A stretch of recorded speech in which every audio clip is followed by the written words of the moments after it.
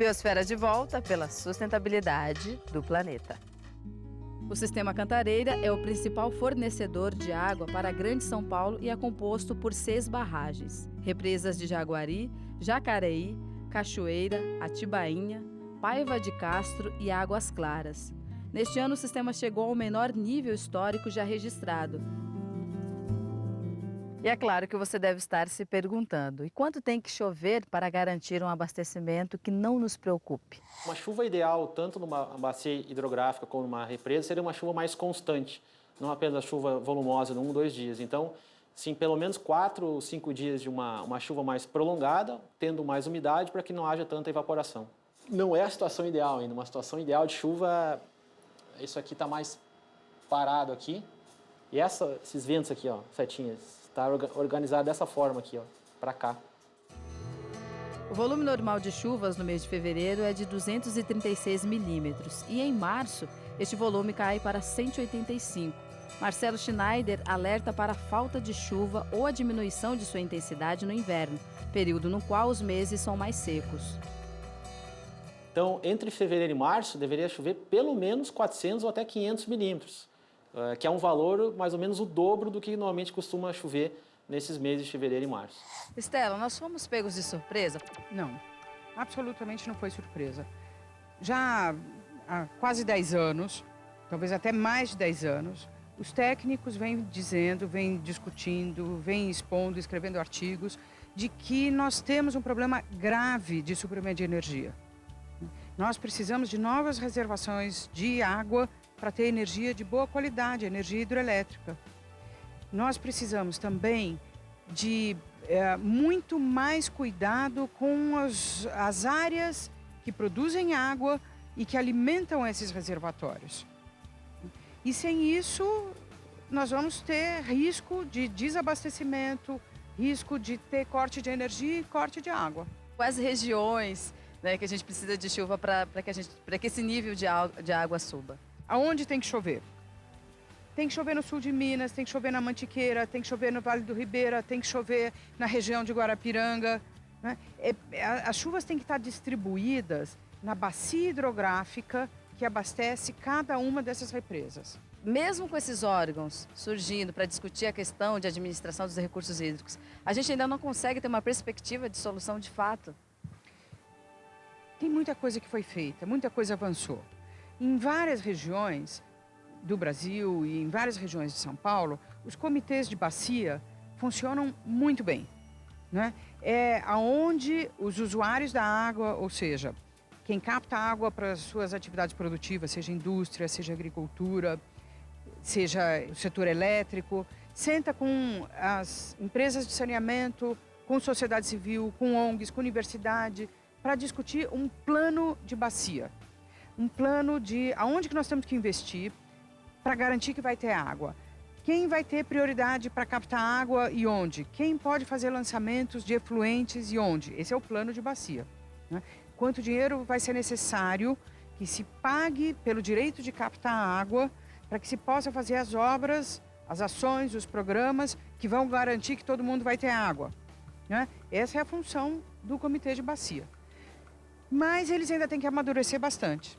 Aqui no Alto Tietê, que é a bacia hidrográfica que coincide bastante com a região metropolitana de São Paulo, da Grande São Paulo, é especialmente difícil estabelecer o comitê de bacia, né? O comitê de bacia do Alto Tietê. Porque são tantos os interlocutores, são tantos os interessados nos recursos hídricos e são tão grandes os problemas que a sociedade ainda não conseguiu se organizar para se fazer bem representar nos comitês de bacia, né? Neste comitê de bacia do Alto Tietê e nos 5 subcomitês, que são as entidades que podem nos ajudar a montar bons planos de bacia. E para as populações das cidades que tiveram e que ainda estão racionando, é melhor continuar economizando água. Cerca de 10 milhões de moradores, 45% da região metropolitana, são abastecidos pelo Sistema Cantareira. E o consumo, em média, é de 161 litros de água por dia, número que dá a falsa impressão de abundância. Existe no Brasil uma certa fantasia de que nós temos água em quantidade suficiente, né? Se você pensa a região metropolitana de São Paulo, os 39 municípios aqui na região metropolitana, tem uma densidade de população, uma quantidade de pessoas morando aqui muito grande, né? E, de fato, nós temos uma certa quantidade de chuva, alguns bons reservatórios, etc. Mas a quantidade de água por pessoa, se você fizer o cálculo, é menor do que a quantidade de água que nós temos em qualquer capital do Nordeste, não é? Então, nós estamos permanentemente sob risco na região metropolitana. Nós temos que aprender a gastar menos água e nós temos que proteger e recuperar mananciais que estão degradados. 53% das matas ciliares ou área de proteção permanente estão cobertas por florestas, mas 47% são pastos para pecuária ou plantações de eucalipto, que ocupam 12% da bacia. Nessas regiões de mananciais, as pessoas acabam tendo uma ocupação desordenada, se alojando nesses locais, o que complica mais ainda a preservação desses espaços, né? É verdade. As áreas de manancial são as áreas que têm que ser protegidas para que a gente tenha água nos reservatórios. Não são só aquelas faixazinhas que o Código Florestal protege no entorno de cada represa ou de cada rio.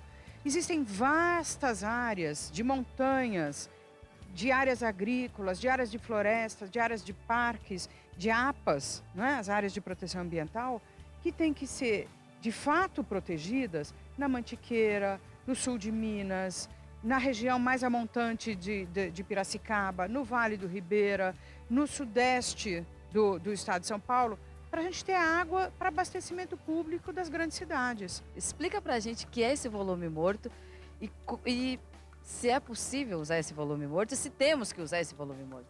Sim, se fez muita onda em torno da questão do volume morto ultimamente, né? O que é o volume morto? Quando você tem um reservatório, você tem uma determinada quantidade de água, depois você tem a bomba que vai fazer a captação dessa água e tem abaixo do nível da bomba, seja a bomba ou o vertedouro para uma usina hidrelétrica, não é?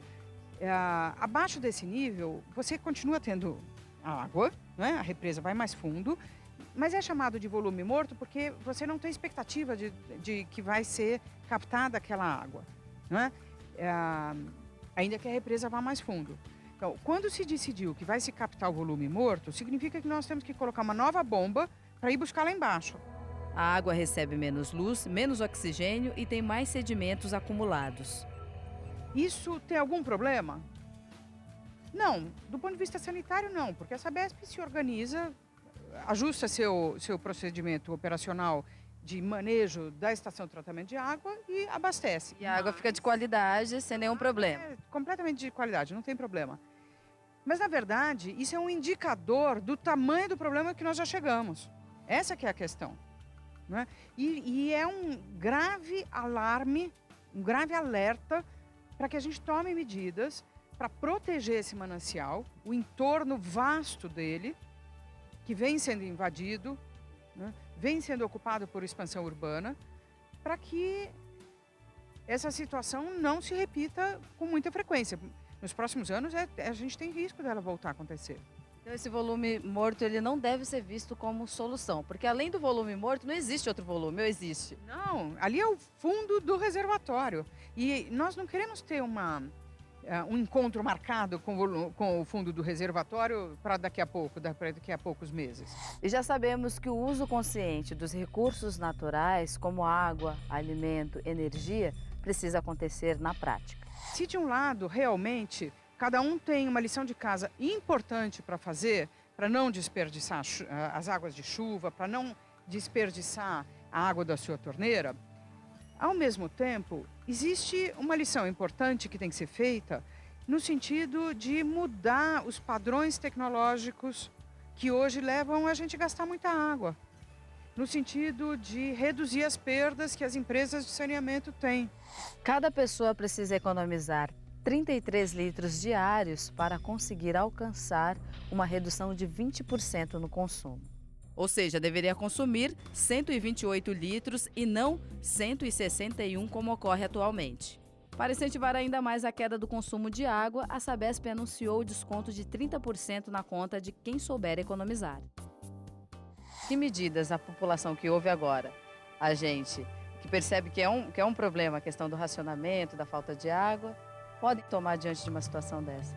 A curto prazo, o que nós podemos fazer é, de um lado, esperar que chova, ter expectativa de boas chuvas, e de outro lado, buscar gastar o menos água possível e menos energia possível. Consumo de água. Fique atento. Principais fontes de gastos. Procure e elimine-os na sua residência ou comércio. Uma torneira gotejando desperdiça mais de 40 litros de água por dia. Diminua o tempo de banho para 5 minutos, fechando o registro para se ensaboar. Um banho de ducha de 15 minutos com meio aberto consome 135 litros de água. Não utilize o vaso como lixeira ou cinzeiro. Para quê? Para não entrar em racionamento.